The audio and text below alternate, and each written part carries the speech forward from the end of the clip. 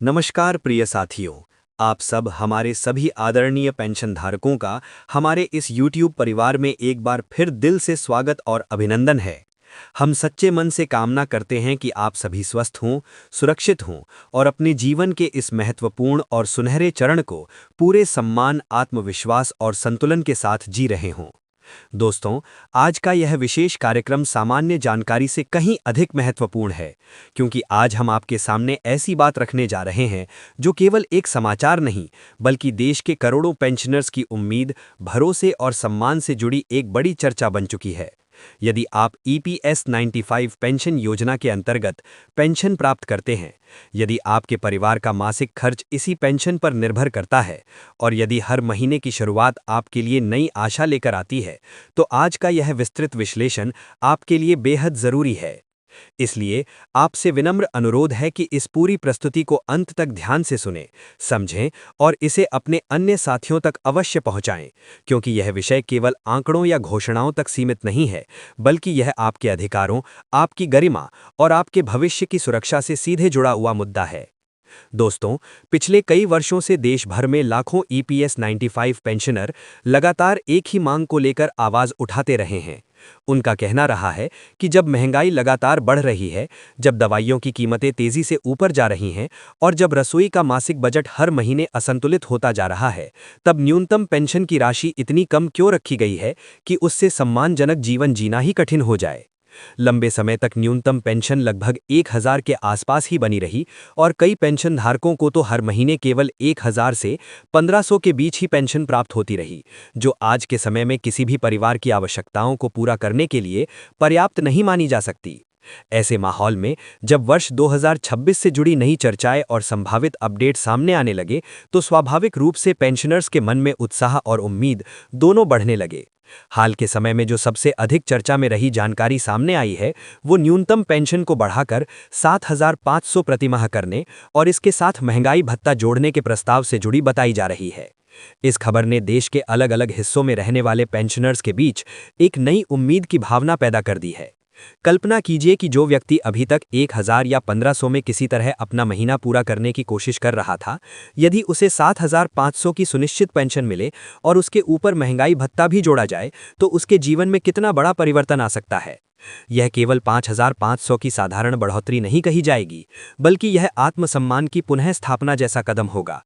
यह उस बुजुर्ग की राहत भरी मुस्कान हो सकती है जो दवा खरीदते समय कीमतों को लेकर चिंतित नहीं होगा। यह उस माता पिता के आत्मविश्वास की वापसी हो सकती है जिन्हें अपने छोटे मोटे घरेलू खर्चों के लिए किसी और पर निर्भर नहीं रहना पड़ेगा। महंगाई भत्ता जोड़ने का विचार भी उतना ही महत्वपूर्ण माना जा रहा है, क्योंकि वर्तमान समय में महंगाई स्थिर नहीं रहती। कभी सब्जियों के दाम बढ़ जाते हैं, कभी गैस सिलेंडर की कीमत में वृद्धि हो जाती है और कभी बिजली के बिल में बढ़ोतरी हो जाती है। ऐसी स्थिति में यदि पेंशन एक तय राशि पर लंबे समय तक स्थिर रहे, तो कुछ वर्षों के बाद उसकी वास्तविक क्रय शक्ति कम हो जाती है। लेकिन यदि पेंशन के साथ महंगाई भत्ता भी जोड़ा जाए और उसे समय समय पर संशोधित किया जाए, तो पेंशनर्स को बढ़ती कीमतों के प्रभाव से कुछ हद तक सुरक्षा मिल सकती है। यही वजह है कि DA यानी डियरनेस अलाउंस को पेंशन से जोड़ने की मांग लंबे समय से उठती रही है, और यदि यह व्यवस्था लागू होती है तो पेंशन की वास्तविक कीमत को बनाए रखने में काफ़ी सहायता मिल सकती है। अब जरा उस स्थिति को याद कीजिए जब केवल 1000 प्रति माह में गुजारा करना पड़ता था। आज के समय में 1000 में पूरे महीने का राशन खरीदना संभव नहीं है। दवाइयों का खर्च अलग है, डॉक्टर की फीस अलग है और बिजली पानी के बिल भी अलग से देने पड़ते हैं। कई बुजुर्ग ऐसे हैं जिन्हें नियमित रूप से दवाइयां लेनी पड़ती हैं और केवल दवा का खर्च ही लगभग 1500 से 0 प्रतिमाह तक पहुंच जाता है। ऐसी परिस्थिति में 1000 की पेंशन का वास्तविक महत्व क्या रह जाता है, ये समझना कठिन नहीं है। यही कारण है कि पेंशनर संगठनों ने लगातार यह मुद्दा उठाया कि न्यूनतम पेंशन को वास्तविक जीवन की जरूरतों के अनुसार संशोधित किया जाना चाहिए। इसी संदर्भ में 7500 की संभावित राशि को एक ऐतिहासिक कदम के रूप में देखा जा रहा है। यदि यह निर्णय पूरी तरह लागू होता है और देश के लगभग 70 से 80 लाख पेंशनर्स को इसका लाभ मिलता है, तो इसे सामाजिक सुरक्षा के क्षेत्र में एक बड़ा परिवर्तन माना जाएगा। यह केवल आर्थिक सहायता नहीं होगी, बल्कि यह एक संकेत भी होगा कि सरकार वरिष्ठ नागरिकों की गरिमा और उनके जीवन स्तर को महत्व दे रही है। इसके साथ ही डिजिटल भुगतान प्रणाली को लेकर भी चर्चा सामने आई है, जिसके तहत पेंशन का पूरा भुगतान सीधे बैंक खाते में डिजिटल माध्यम से करने की व्यवस्था को और मजबूत बनाया जा रहा है। इसका मतलब यह है कि पेंशनर्स को बार बार कार्यालयों के चक्कर नहीं लगाने पड़ेंगे, लंबी कतारों में खड़े रहने की जरूरत कम होगी और भुगतान में देरी की संभावना भी घट सकती है। हर महीने एक निश्चित तारीख पर पेंशन की राशि सीधे बैंक खाते में पहुंचेगी और एसएमएस या अन्य माध्यमों से इसकी सूचना भी मिल सकती है। डिजिटल प्रणाली पारदर्शिता को बढ़ाती है और बीच में हस्तक्षेप करने वाले बिचौलियों की भूमिका लगभग समाप्त कर देती है। हालांकि इन सभी चर्चाओं के बीच एक और बड़ी बात भी सामने आ रही है, जो न्यूनतम पेंशन को 10 गुना तक बढ़ाने के प्रस्ताव से संबंधित बताई जा रही है। कहा जा रहा है कि जो पेंशनर्स अभी 1000 प्राप्त कर रहे हैं, उनकी पेंशन को बढ़ाकर 10,000 तक करने पर विचार किया जा सकता है। यह प्रस्ताव फिलहाल विचाराधीन बताया जा रहा है और इस पर अंतिम निर्णय भविष्य में लिया जा सकता है। यदि वास्तव में ऐसा निर्णय लागू होता है तो इसे पेंशन व्यवस्था के इतिहास में एक बहुत बड़ी छलांग माना जाएगा, क्योंकि 1000 से सीधे 10,000 तक की वृद्धि किसी भी पेंशनर के जीवन की दिशा बदल सकती है। लेकिन यह भी समझना जरूरी है कि इतना बड़ा वित्तीय निर्णय लेना आसान नहीं होता, क्योंकि लाखों पेंशनर्स को इतनी बड़ी वृद्धि देने का अर्थ है कि सरकारी खजाने पर अतिरिक्त आर्थिक दबाव पड़ेगा। इसलिए सरकार को वित्तीय संतुलन, बजट प्रबंधन और दीर्घकालिक स्थिरता जैसे पहलुओं को ध्यान में रखते हुए कोई अंतिम निर्णय लेना होगा। यह भी संभव है कि यदि वृद्धि लागू की जाती है तो उसे चरणबद्ध तरीके से लागू किया जाए, यानी पहले न्यूनतम पेंशन को एक निश्चित स्तर तक बढ़ाया जाए और फिर धीरे धीरे आगे की लक्षित राशि तक पहुंचा जाए, ताकि एक ओर पेंशनर्स को राहत मिलती रहे और दूसरी ओर वित्तीय दबाव भी संतुलित बना रहे। यहाँ यह स्पष्ट करना भी जरूरी है कि किसी भी आधिकारिक घोषणा की पुष्टि संबंधित विभाग या अधिसूचना के माध्यम से ही होती है।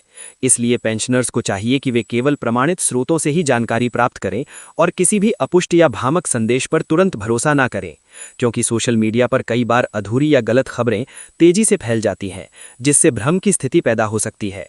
यदि भविष्य में न्यूनतम पेंशन में वृद्धि होती है या महंगाई भत्ता जोड़ा जाता है तो अधिकतर मामलों में वर्तमान पेंशनर्स को अलग से आवेदन करने की आवश्यकता नहीं होगी, लेकिन यह सुनिश्चित करना जरूरी होगा कि उनका आधार, पैन और बैंक खाता ईपीएफओ के रिकॉर्ड से सही तरीके से जुड़ा हुआ हो और केवाईसी पूरी तरह अपडेट हो, ताकि भुगतान में किसी भी प्रकार की तकनीकी बाधा न आए।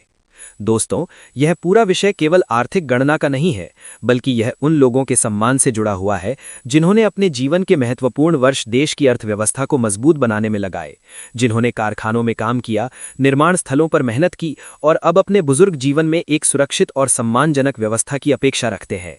पेंशन उनके लिए कोई उपकार नहीं, बल्कि उनका अधिकार है। आज जब हम 2026 की ओर नजर डालते हैं तो उम्मीद की कुछ किरणें अवश्य दिखाई देती हैं।